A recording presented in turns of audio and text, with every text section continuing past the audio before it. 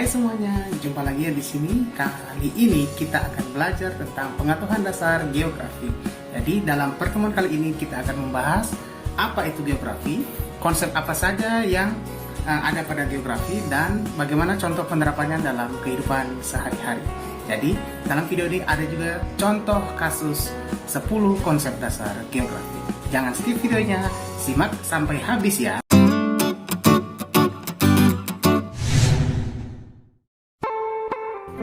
Secara etimologi, geografi berasal dari bahasa Yunani dan terdiri dari dua suku kata, yaitu geos dan grapien, di mana geos merupakan bumi dan grapien merupakan tulisan. Sehingga geografi atau geograpien dapat juga disebut sebagai gambaran atau tulisan mengenai permukaan bumi dan segala gejala-gejala alam maupun gejala sosialnya yang terjadi di wilayah bumi.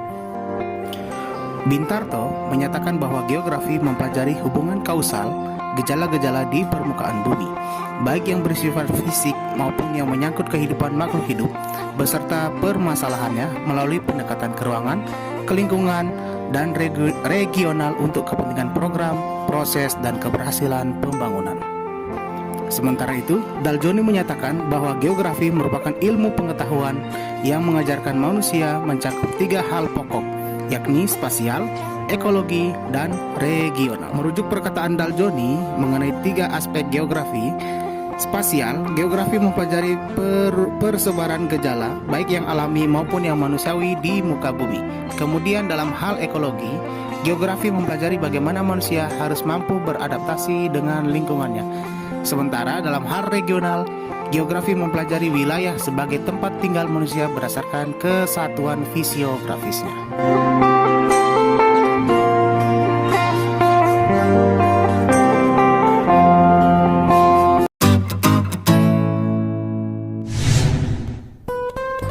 Umumnya, konsep digunakan untuk menjelaskan sesuatu agar sesuatu itu menjadi lebih detail, sehingga hal tersebut dapat lebih dipahami atau mudah dimengerti oleh banyak orang.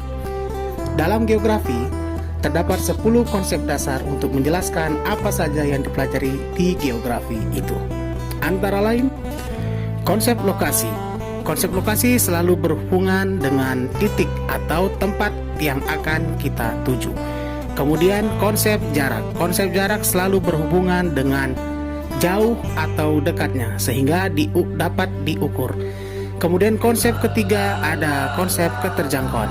Konsep keterjangkauan berhubungan dengan mudah atau tidaknya kita tiba atau kita menjangkau tempat tersebut.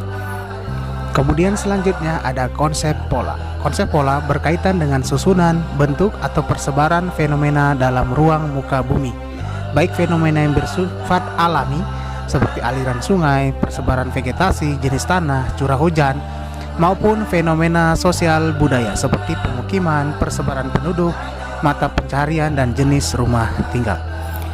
Kemudian selanjutnya ada konsep morfologi. Morfologi selalu berkaitan dengan bentukan lahan, baik itu lahan daratan, laut, pegunungan, lembah, jurang, dan sebagainya. Kemudian ada konsep aglomerasi atau pengelompokan, sehingga konsep ini selalu berkaitan dengan persebaran yang bersifat mengelompok pada suatu wilayah yang relatif sempit, dan pengelompokan juga biasanya berdasarkan kesamaan jenis, fungsi, bentuk, pola, dan sebagainya. Kemudian konsep nilai guna. Konsep nilai guna selalu berhubungan dengan manfaat atau fungsi dari suatu wilayah, misalkan pantai, gunung, lembah, hutan, perkotaan, jurang, dan sebagainya. Konsep interaksi atau interdependensi. Konsep ini selalu berkaitan dengan hubungan satu peristiwa dengan peristiwa yang lain yang dipengaruhi oleh objek atau tempat satu sama lain. Kemudian konsep diferensiasi area. Berbicara tentang diferensiasi tentunya berkaitan dengan perbedaan antar wilayah dengan yang satu dengan wilayah yang lainnya. Perbedaan ini meliputi suhu, tekanan udara, curah hujan, ketinggian, kemudian dipengaruhi oleh perbedaan-perbedaan yang lainnya. Kemudian yang terakhir ada konsep keterkaitan ruang. Konsep keterkaitan ruang ini adalah konsep yang paling kompleks karena dia menghubungkan antara satu fenomena terhadap fenomena lainnya. Fenomena tersebut dapat meliputi fenomena alam maupun fenomena sosial yang berpengaruh pada perkembangan suatu wilayah tersebut.